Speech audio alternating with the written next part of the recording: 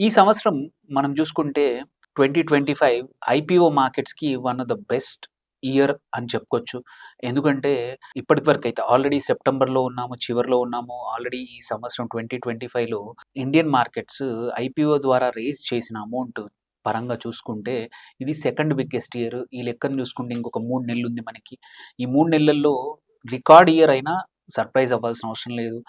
ఎందుకంటే ఇది ఒక ఫండ్ రైజింగ్‌కి గానియండి, డైవర్స్ సెక్టర్స్‌ల వైపు చూసుకున్నా సరే, ఎందుకంటే అమౌంట్ చూసుకున్నా ఒకటి, అండ్ ఎన్ని రకాల సెక్టర్స్ అయినా సరే, అండ్ ఇంపార్టెంట్ ఏందంటే అన్ని రకాల ఇన్వెస్టర్స్ కూడా పార్టిసిపేట్ చేశారు ఐపీఓలో.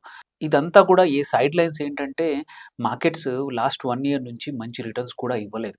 బట్ ఐపీఓలో మాత్రం ఎటువంటి ప్రాబ్లమ్స్ రాలేదు. మోస్ట్ ఆఫ్ ద ఐపీఓస్ మంచిగా సబ్స్క్రైబ్ అయ్యాయి. ఇన్వెస్టర్స్ కూడా బాగా అన్ని రకాల ఇన్వెస్టర్స్ వెదర్ ఇండివిడ్యువల్ గానీ, రిటైల్ మన ఇన్‌స్టిట్యూషనల్ కానీ అన్ని రకాల ఇన్వెస్టర్స్ కూడా ఐపీఓస్‌కి అపెటైట్ చూపిచ్చారు.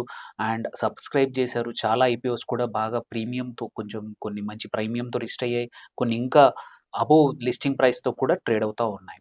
సో, ఇలా చూసుకుంటే ఇప్పటికి ఆల్రెడీ ఈ సంవత్సరం ఒక 1,00,00,00,000 వరకు ఐపీఓ ద్వారా కంపెనీస్ రైజ్ చేసాయి ప్రైమరీ మార్కెట్స్ నుంచి. మంచి మంచి కంపెనీస్ ఆల్రెడీ హెచ్‌డీబీ ఫైనాన్షియల్సే అనుకోండి 12,500,00,00,000, ఎగ్జావేర్ ఒక 8,750,00,00,000, మళ్ళీ ఎన్ఎస్‌డీఎల్ కూడా ఒక పెద్ద ఐపీఓ, జెప్టో ఇవన్నీ కూడా. దీంతో పాటు ఇప్పుడు వస్తున్న ఐపీఓస్ చూసుకున్న టాటా క్యాపిటల్ గాని, వీవర్క్ కానీ, అండ్ ఇప్పుడు next especially September was heavy IPO activity. దానికన్నా ఎక్కువ కూడా అక్టోబర్‌లో ఒక 30, 35 కంపెనీలు లిస్టింగ్‌కి రాబోతా ఉన్నాయి. అండ్ ఇవాళ యాస్ ఆన్ డేట్ ఆన్ 30థ్ సెప్టెంబర్ కూడా ఒక 9-10 ఎస్ఎంఈ బోర్డ్‌లో కంపెనీస్ ఐపీఓకొచ్చాయి.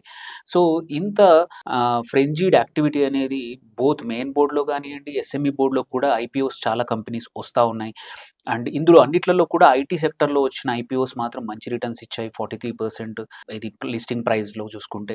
అండ్ స్మాలర్ ఐపీఓస్ కూడా మచ్ బెటర్ రిటర్న్స్ ఇచ్చాయి when compared to bigger once.